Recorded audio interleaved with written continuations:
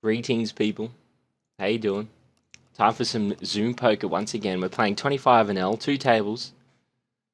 It's much easier for me to play two tables and talk through the thought process, etc., than it has been in the past to do four. So we're going to put a couple of bullets in here and fire a couple of bullets. We're going to start with a 3-bet with ace-8 from a min-raise from a fairly unknown player. Now my database is not really huge. It's like maybe 20,000 hands or so, and the majority of it has been at 10 and L. So this is going to be, or majority of the people we're going to see here will be unknowns. However, that will change pretty quickly depending on how much volume I can put in. I'm sort of playing, I guess, around 23, 17-ish. We get 3-bet with king 10 off. Usually, if I had a lot of information on an opponent, I would continue somehow, whether it be flatting or putting in a small 4-bet. But with king 10, we're just going to fold. The thing with Zoom Poker I've found, every second thread about Zoom Poker is, why am I losing? Why is my win rate so bad in comparison? All this sort of stuff. And it's typically because people are playing too loose and assuming like their king 10 off or king 10 suited is, perfect for calling against players that are unknown. But, the more that you play with someone, you might find out that they're only ever really raising with a nut hand. So, for example, here, once again, we just chuck it away. It seems pretty nitty. We can put in a 4-bet because we are in position, or we could flat getting the right odds. I mean, it's marginal. I mean, a lot of people are probably going to argue otherwise. With the ace-jack, we're putting in a massive squeeze here, just because there's a lot of dead money out there, and the raise pre-flop under the gun is, can be considered strong a lot of the time, but in Zoom, people are obviously raising under the gun with deuces, threes, deuces through nines, king, queen offsuit, king 10 suited. So we're just going to smash it out with the ace-jack offsuit. We didn't really want to flat call because then we're out of position the whole way. And I just prefer taking all the dead money with that 3-bet squeeze, basically. Here with the ace-jack off, we can smooth call. I don't mind just flatting. This player looks to be a bit of a nitty player, but once again, the sample size isn't huge. So we will mark them as a nit and just flat. And then we can check call this flop. Obviously a 10 helps. Once he gets snap check to, usually we can put this opponent on something like 9s, 8s, things like that. We can fire out small here out of position once. If we get called, we can just check down, but typically we can then make a note on this player. Pre-flop raise. Don't mind my note taking, it's a little bit all over the place. Here with the kings, we'll just put out a huge c-bet, just because we want like 10s and things like that to come along. We can barrel the turn. I mean, if this player's playing 9x, etc., then they're going to eventually take all our money on the river because we're going to just triple barrel that board quite high.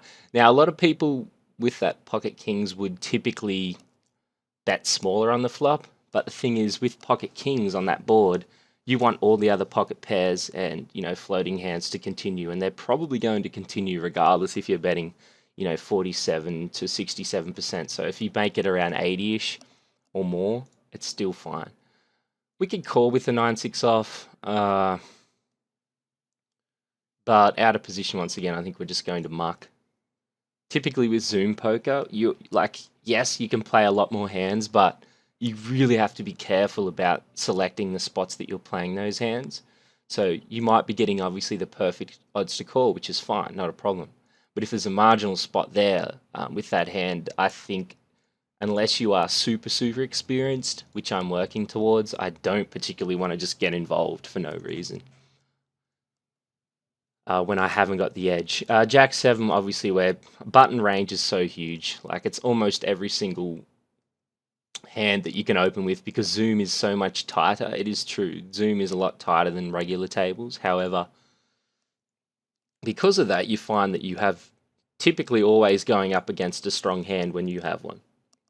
Unless you're playing against, say, a reg or a recreational player, the spectrum of that can be either. So you might have a reg that's playing 7-8 suited calling you versus, say, a rec player calling you a 3-bet with king 10 offsuit because, they've been playing for 20 minutes and they keep losing and they're sick of losing. So the tilt factor is a huge profitable spot in Zoom. With Queen Jack, we get 3-bet quite smallish. We're going to be out of position, but see these odds here, it's fine to call here. I mean, obviously, if it comes queen high, we're still not... I mean, we're excited, but we're still not overly ecstatic because there are a lot of hands. So open and straight draw is great for us to check raise onto. King Jap versus under the gun. You could fold here. This player's opening a lot. They're folding to 3-bet decently, so this looks very strong here with King Jack. If we get 4-bet, we'd probably just fold depending on the sizing. But now we are in position the whole way. We do turn the nutter butters, so we're going to fire pretty strongly. We just make a note on this player. So we can fire here and win the pot a lot. Doesn't have to be huge. We can do around the 50%. I think this should get obviously ace king, ace queen to fold. If we get floated, that's fine, but typically they're folding. So we get raised. So here we can just easily fold. So the 3-bet pre looks strong. This player could be doing this with queens, jacks. I mean, are there nines, set of nines in there? Maybe. I doubt that they'd be raising with a set here on this dry board. So once again, we are in position. We can call. We are getting obviously 4-1 on a float. Is our king or jack good on the turn? We don't know. So I'm just going to fold here. Typically, I might fold king jack to someone that I haven't got any information on, but that player looked to be opening pretty wide, so I don't have a problem with raising king jack under the gun. Middle position, I guess, in that spot. Because long term, I feel like if we're not taking it down with a 3-bet, then our c-bet is going to work pretty effectively more often than not, which is why you make that decision. 7 deuce, we're going to be going all in. I'm just kidding. I'm glad you guys are still watching and paying attention.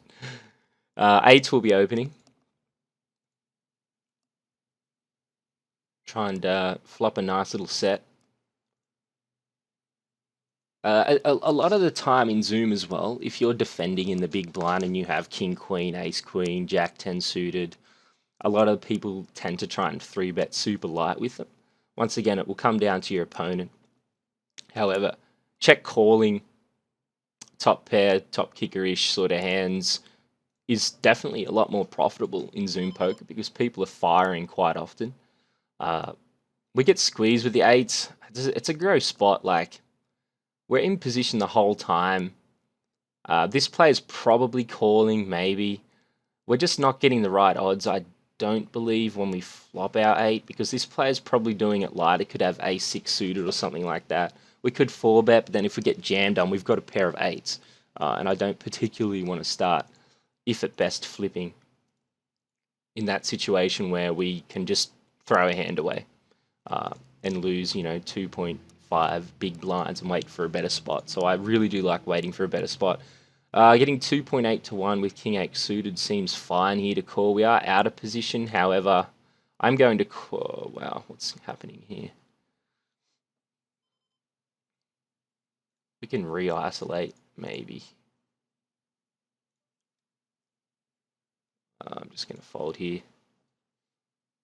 We'll re-isolate with the 7s just due to the fact that a lot of the time it looks so strong when we're obviously 3-betting, but we just want to isolate the recreational player or the short stack, and we do win the flip. Queen Jack, what have I got on this? No, so he's 3-betting and then not c-betting, which is weak. 180.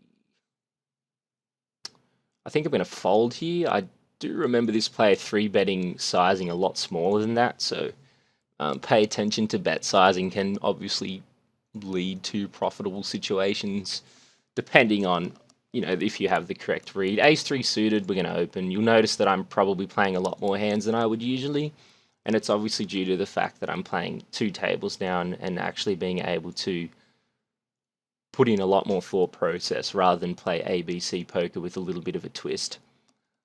So it's really, really gunning after the thought process, which I highly recommend to those people out there that are playing, 4 to 8 tables of Zoom, playing a couple of limits, etc. If you're trying to work on your game and you're just beginning, or you've come back from a break, just drop it down. Like, drop it down to a couple of tables. Obviously, play where you're comfortable with limits. Don't be too scared of losing stacks, too light. But effectively, it's something that will help you long term, especially in spots where, for example, here with the tens, like, a lot of people will check here. I mean, they're defending in the big blind, so they could have ace eight, they could have 5-6. There's a lot of hands that we beat by just c betting on this board. We obviously have a gut shot, backdoor, flush draw, etc. But I'm happy just to c bet on that board because we are in position as well. It just makes it so much easier for us to make decisions. 6-7 suited is definitely an open. We've got Queen 7 here is just a muck. We've got sort of a min raise and then a min 3 bet, which is gross. So we'll mark that player as a rec player. We get 3 bet. We're in position once again. Yeah, we're like in good shape to outflop someone with a monster. However, I'd rather have the monster in 3 bet than just sort of sneak in there. Are we getting the right odds to call here? Well, we are, but we don't really know if this player is going to commit all their chips. If the flop comes 6-6, deuce or something like that, yeah, we probably might stack them. However, given the nature of Zoom, I'm happy to wait for a better spot. If I had a note on that player that they're 3 betting with ace 8 suited, I would just definitely 4 bet. I have no problem 4 betting with 6-7 suited. In fact, if I had king queen suited or something like that, it would just be like a standard 4 bet. Queen 10 on the button, we could call here. Get involved with this player here, who's a rec player, definitely. You want to play as many hands as you can with players that are short stacked and or what you perceive to be recreational players, which just means plays for fun. They're just having a bit of fun playing Zoom poker on their break or while they're chilling out. So now this is a pretty standard isolate. I mean, there's nothing you can do here with the Queen 10. You just have to sort of say, okay, Kevin 01, you are the man. Like, we did it earlier with the ace jack, so I'm quite happy just to let them take it. Queen 10 offsuit obviously is a great hand to sort of be involved in position against a rec player, because if we do flop well, it's hard for our opponents to put us on hands, especially if they're rec players. They tend to just overplay their hand strength, so we can easily get in there with a disguised 2-pair straight draw sort of stuff and take the money. We're going to be calling here with the 4-5 suited. It plays well in position against a min raise, and I think I've played with this player a little bit. Flop an open end straight draw. It just gets snap checked to us, so we're going to lead out. We can call here. I mean, obviously we want to see a 3 or an 8. 3 gives us the nuts. 8 is hopefully the nuts, so we'll just call. King Jack, we can put in a 3 bet. I like 3 betting with these sort of hands. I'm going to fire quite large because there is obviously a flush draw out there. 9-10 is obviously now the best hand, but we can't be really too concerned about that. I doubt they could have 9-10 of diamonds, sure. That's probably the only hand I'm worried about. King.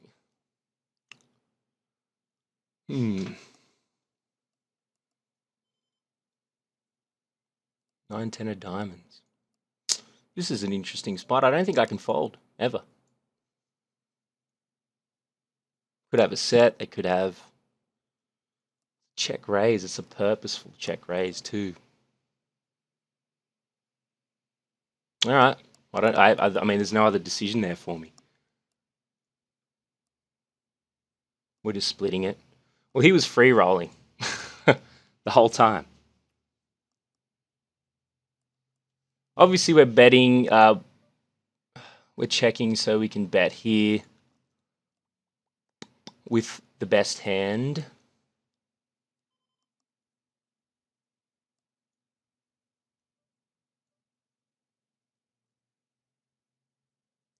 With the 5s. Oosh. I think I'm just going to fold here, out of position the whole way. Might seem nitty, but we've got people behind us, including the undergun pre-flop raiser. Now we're just going to lose to the rake. Oh, it's so gross. But we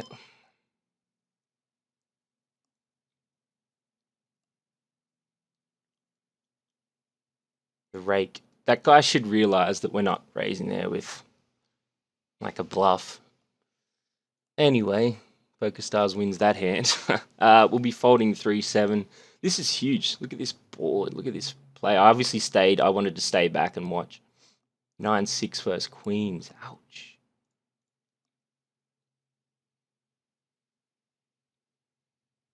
It's brutal. Ace-4. We can check back with the backdoor flush, or we can bet here. I think both is fine against a rec player. I like checking back. Now, ace-high could be the best hand. We definitely want to call one street. Now we have two pair with an ace. Does this player have a jack? Probably. Could they have... What else could they be betting here? Pocket 3s, 4s, because they know that they're counterfeit. Here's a spot where I just have to call, and if they have like queen, jack, jack 10, then it's theirs. They can have it. I don't mind. Whatever. We'll just split it up with the a6. I probably could have c-bet that board. Maybe they would have folded ace-high. But against a rec player, knowing that they're calling really lightly and not folding flops a lot with the ace-high, I'm happy just to check call to the river. Ace-jack, could we squeeze here? We could. I haven't seen this player 3-bet much, and there's just the flap behind us. Could we wait for a better spot? Sure. If we 3-bet and get jammed, what do we do then? We have to fold. So basically, I am going to make a little nitty fold with ace-jack suited here. And let's see the hand out. Let me know what you think about that. I think a squeeze is fine. I just don't have enough information on these players. I mean, once this player flats, they're capping their range hardcore. So they could have, 9s, 10s, jacks, ace, queen, all those sort of things.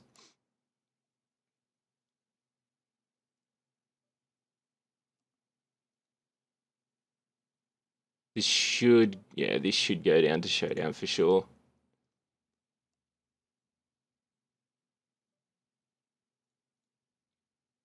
I mean, if this player has ace, king, ace, queen, they're obviously folding, but I don't see them folding queens here. Wow. Brutal. Yeah. So that's a lot of strength from that player on the button. It's 3-bet. Once again, I haven't seen them 3-bet much, so when they do, you should have alarm bells go off in your head. You can't really rely on just the fact that you could just squeeze you with ace-jack suited. Yeah, it's totally fine to do it, but if you notice that your opponent who's on the button's never really raised on the button before, and then you get a flat, like what percentage of the time is a squeeze going to work there? I just don't think it's as profitable as you. I mean, I could flat call there, but yeah. Let's 3-bet. Call or 3-bet the rec player. I think 3-betting's fine.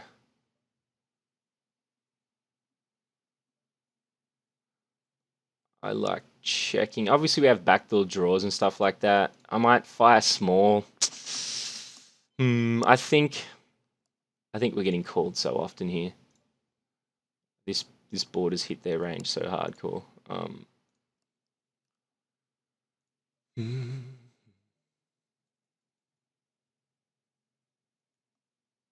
With the kings, we'll open it up and we'll fold the ace-8.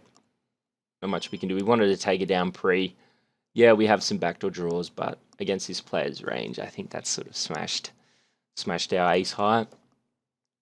Obviously happy to get it in with kings. Sometimes you run into aces, sometimes you run into queens, sometimes you run into ace-king, sometimes you run into 6-4 suited to someone who's tilting. It's all pretty standard. 7-8's going to be a call in position. Let's suit it up. Can we fire now that it's gone check, check? I like betting here. The reason being, if we can get this player to fold, then this player's probably folding like a lot of the time. So we can definitely lead here. 10s will be firing. I love these spots where it basically gets instantly checked where we're in position. You know that if the player under the gun checks instantly and then the player behind who doesn't continuation bet, usually you can bet there and take it down, which is what we did. 10 dewey's a fold. Jack 3, I mean, we can just snap fold that. 10-5 here against a reg-ish player. We're just going to fold. We might defend the 7-8 depending on where it's raised from. or if it's limped, we might try and isolate.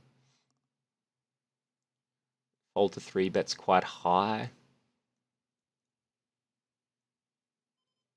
The cool thing about 7-8 when we 3-bet it in the big blind is that if we flop something and they call, you know, if the flop comes 7-7 queen and they've got king queen, like how are they laying that down for a couple of streets of betting? You know what I mean?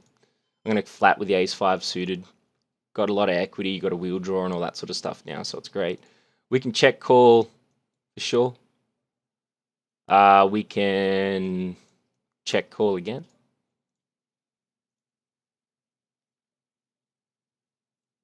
We could, I mean, checking here is pretty brutal because they're obviously going to check back tens and stuff like that. So we want to fire out a bet that's going to be called by, I think around this price is fine, by tens, nines, etc. Obviously we have aces full.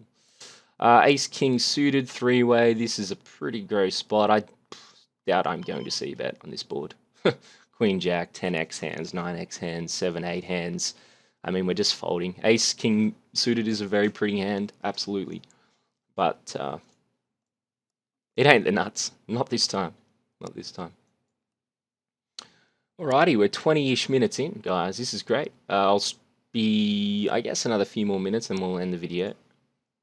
I'll be uploading a few more of these 25NL Zoom 2 tables, just due to the fact that it's great fun for me to publish content like this for you guys who seem to be enjoying it and giving a lot of feedback, which is helping my game immensely. Like you'll notice my last video, I was playing, I don't know, like a lot tighter than what I am. That was 4 tabling 10NL. It was more robotic, you know, check, bet, ABC, poker, raise, 3-bet, 4-bet, jam, all this sort of stuff. Because you obviously, you know, you can play up to 1,300 hands an hour with 4 tables of Zoom. The grind becomes,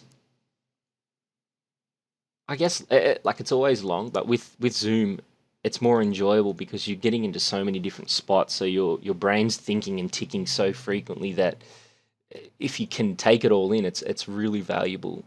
And what I recommend doing is obviously you can review your hands. I mean, you don't have to review. Like a lot of people say, spend, you know, X amount of time reviewing. Like if you're playing so many hands an hour, you should be able to just adapt and learn from that. And if you're really unsure, like you might get 3 or 4 hands per session that you're unsure about. Yeah, tag them, look at them, definitely. But by the time you start to play 1,000 hands an hour, hopefully you're in a spot where you can just say, okay, I know what I did wrong. I believe I have to do this. Why did I check call when I knew I was beat? All this sort of stuff. Queen 10 suited, that's flat. It's a really good multi-way hand to flop, and we're in position. It's squeezed. This happens a lot. Oh, we get this player just flats. Like this player's range is so capped now. 225 into 750. This player's 3-betting. Do we just flat? I guess we can flat. Do we wait for a better spot? I feel like flatting's fine. It's okay.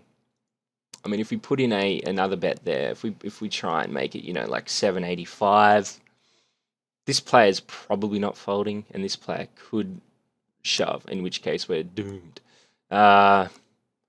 It's a sick flop, obviously, for Queen 10. It's not really what we want, so we're just going to fold. I think I may fold there a lot more pre than call. I'm going to call King Jack. I don't really want to 3-bet an open under the gun.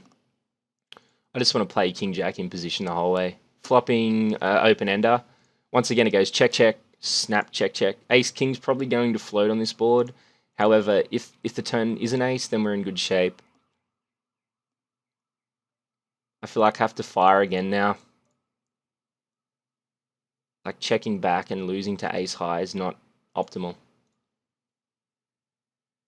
I put this player on sort of like ace king-ish, ace 8, ace x hand. So obviously you could also bet them off small pocket pairs. But there's no point leading and then being in position and going, oh, a deuce hit. Damn, I didn't hit my straight. I'm giving my hand up. You got to fire again. You got to realize that your opponents, like, If you put them on ace high, bet them off it. I mean, they're going to fold in that spot. If they're not going to fold, and you do hit your, let's say the ace or whatever, then you're going to get more value anyway. But you've got to realize that firing a few times in this situation, especially at Zoom poker, and this is where you can do like the reverse, where if you know someone's going to fire and think and put you on a hand like ace high, then you can just check call the nuts the whole way. Especially if you have, eights and the flop comes eight, deuce, deuce. A lot of people say, no, you've got to raise your full house on the flop. Why? Unless you have a clear note on that player that they're like the biggest maniac ever. Trap them, as Phil Hellmuth would say. Ace 10, obviously we'll open it. It's okay to fold ace 10 here, offsuit. Like, it's not, like people always say, oh, you folded ace 10 at Zoom. Yeah, like, folding wins you money too, guys. But given the situation, we do flop quite well. We're going to fire again here. I mean, we've got a lot of 10x combos and stuff like that this play could be calling with. Obviously, we have a blocker, but it's just like some people would check there with ace 10 because they're scared of their 10 kicker. But you've got to continue the story. I mean, they could put us on, ace queen, ace x. They could have small pocket pair. If you check to them, obviously you give them the opportunity to bluff, but with the 8-9 ace two-tone, then you don't really want to let them draw to anything, especially if they have, queen, jack, gut shot draws, etc. All right. Thanks for watching the first installment. I'll see you guys soon. Please subscribe, like, comment. More importantly, like, I don't care if you don't subscribe. It's more the feedback, and I hope you guys enjoyed the video. That concerns me overall. And I will see you guys next time. This is Razuya Poker. Peace.